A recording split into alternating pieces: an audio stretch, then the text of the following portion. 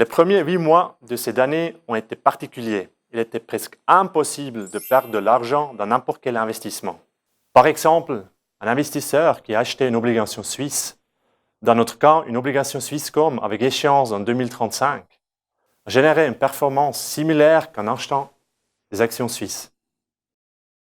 Tandis que l'obligation de Swisscom a généré un gain de 19%, celui de l'indice suisse a bondi de 17%. Le secteur de l'immobilier suisse a progressé de 12%.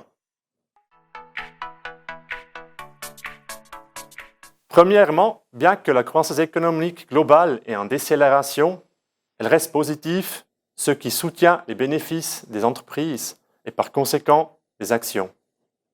Deuxièmement, les taux pour les emprunts étatiques ont encore baissé et sont négatifs dans plusieurs pays. Aujourd'hui, la Confédération suisse peut émettre une obligation en 100 et la rembourser en 90 dans 10 ans. Une obligation qui paye un coupon fixe monte en valeur quand les taux baissent.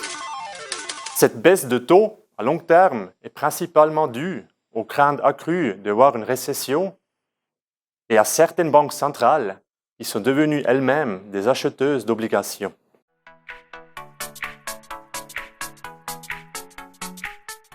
Oui, mais avec une stratégie légèrement moins offensive. Les récentes incertitudes ont augmenté le risque. La guerre commerciale entre la Chine et les États-Unis va nous occuper encore quelques temps et le Brexit est à notre porte.